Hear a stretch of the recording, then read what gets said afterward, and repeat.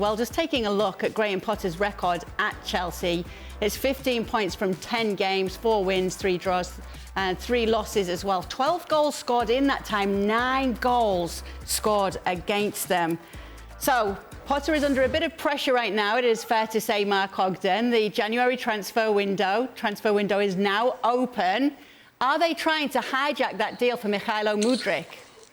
They are. I spoke to somebody at Shakhtar today, and Chelsea have been in touch, and they've opened talks with Shakhtar about Mudryk, and they're going to speak to Dario Serna, who's the director of football at Shakhtar, later this week. So, you know, it could be a play just to put a bit of pressure on Arsenal to up their bid. But the thing with Chelsea is they're spending money like I've never seen before in my life. I mean, they've already committed over £300 million now on players. I think when they get Benoit Badiashile from Monaco, it'll be over £300 million since the summer, which is crazy. The talk about Enzo Fernandez as well for over £100 million. So they've got money to spend. So Mudryk, you know, maybe 50, 60, 70 million pounds. Chelsea can do it because when Todd Bowley took over in the summer, they paid 2.5 billion for Chelsea, but committed 1.75 to infrastructure and investment. It seems they're going to spend most of it on players. So Chelsea are in for Mudryk, and let's see where it goes. They do get deals done, so I'd say they've got a very good chance of getting him.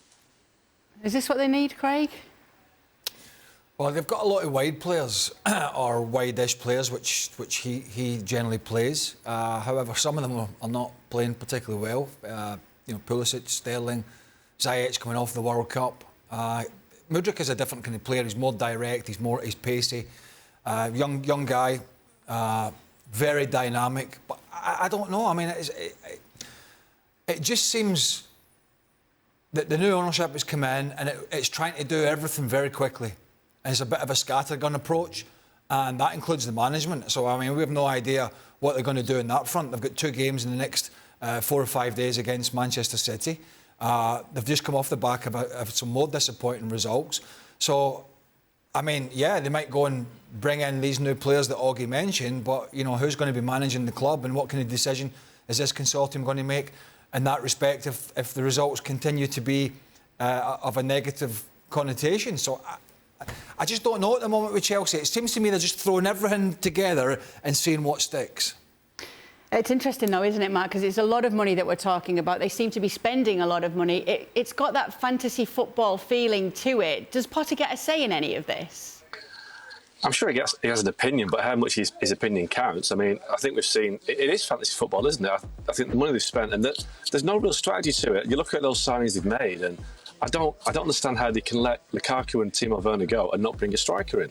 They're just signing defenders out left, right and centre, and they're paying massively over the odds for players.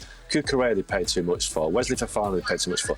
You could argue they paid over the odds for Raheem Sterling because I think what he's given since he went to Chelsea is nowhere near what he was giving to Man City. So I just don't see in that list of incomings what a Graham Potter player.